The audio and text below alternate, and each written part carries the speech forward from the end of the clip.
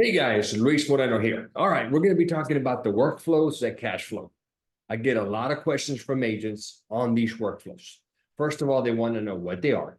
A lot of agents just want them, and they want to know what these workflows are, how do they work, what's in them, and more importantly, how do they implement them so that they do stuff for the agents. All right, and that's what I'm going to go over here. So let's start off with first, what is a workflow? So a workflow is a series of actions. These are things that are done automatically, and there's a bunch of stuff to them. Okay, so in other words, I can create a workflow to do this, this, this, and this. And then I can set spacing in between those four different actions. Actions, there's a bunch of different actions. Actions can be emails, they can be text messages, they can be phone calls, they can be voiceless voicemail or ringless voicemails that are left on a client's desk. And I'm sure there's way more actions that I can't even think of right now. Mine truly focus on just a few things: emails and text messages. And they're set at intervals that I think work best, which you will have the ability to edit and change. All right, so that's what a workflow is. So now diving into these workflows at Cashflow. So if we have a workflow that has these actions in them, how do you get the workflow to start working for you? So that has been a source of confusion for a lot of agents. How do you get it, or how a workflow starts for a client is a trigger needs to be pulled. So you need to pull the trigger in order to happen. So what I did initially is I had tags that would be the trigger. And think of a tag as a label. So you would go into the contact page, and I'm going to demonstrate all this here in a minute.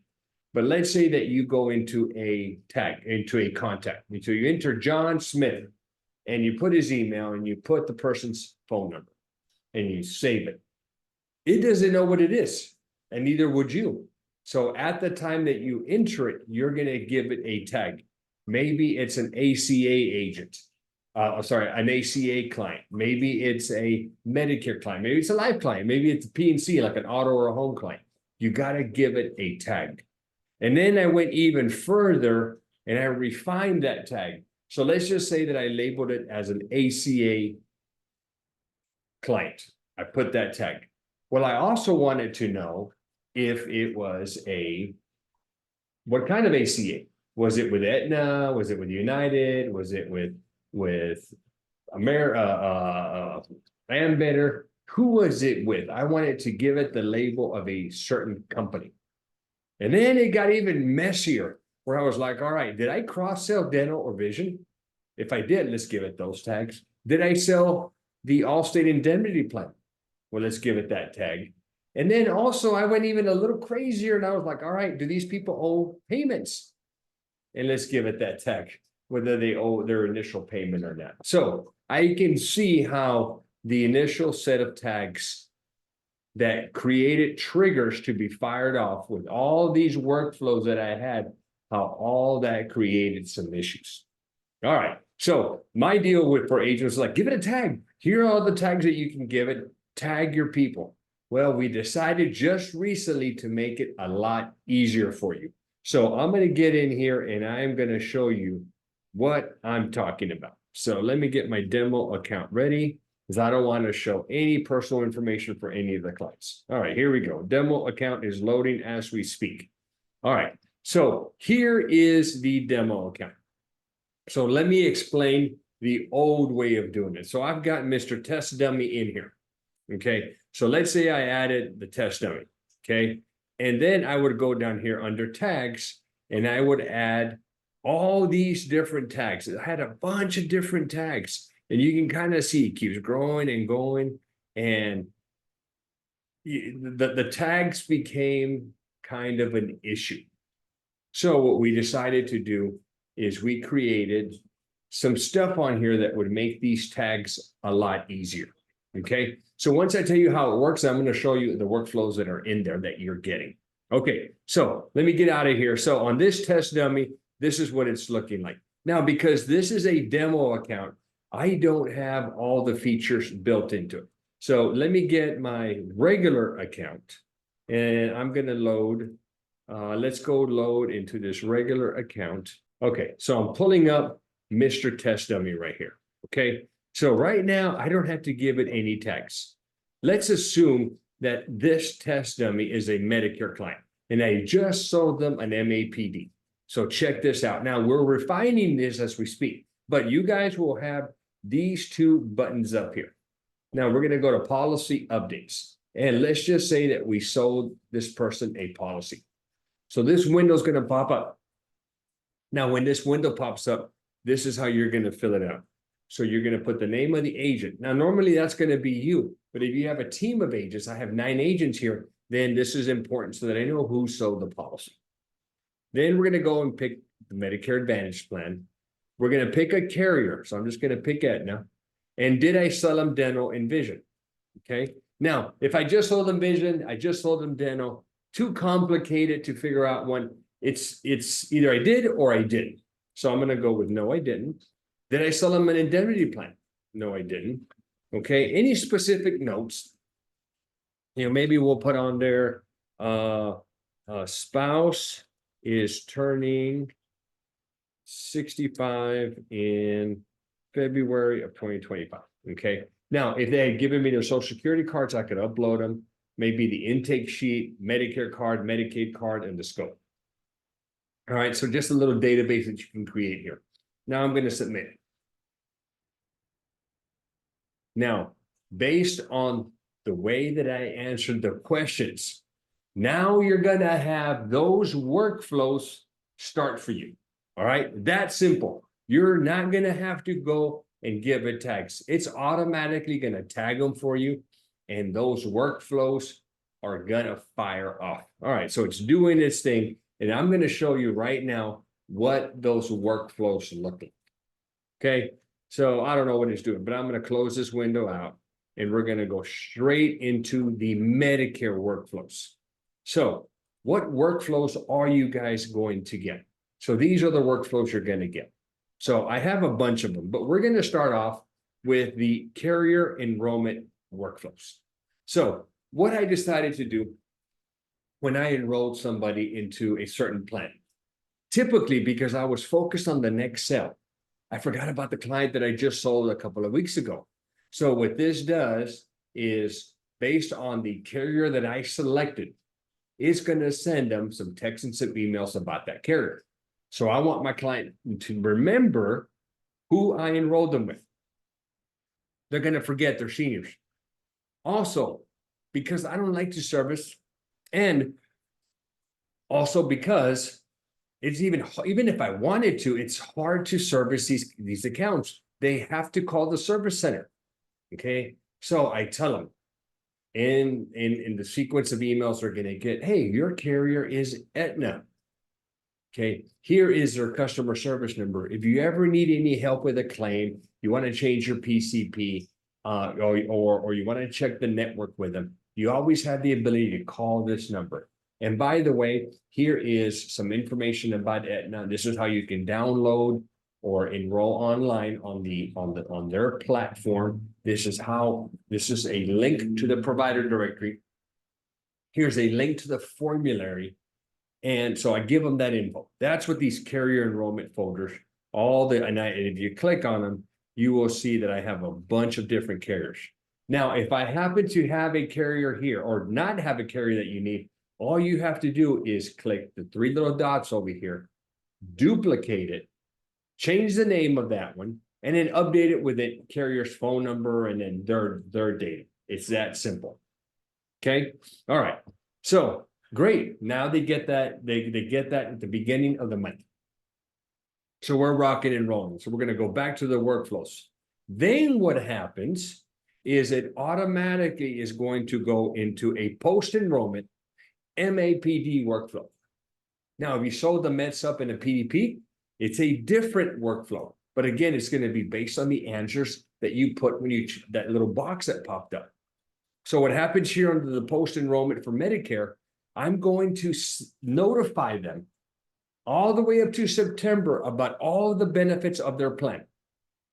Okay, gotta remember, we agents sell on benefits.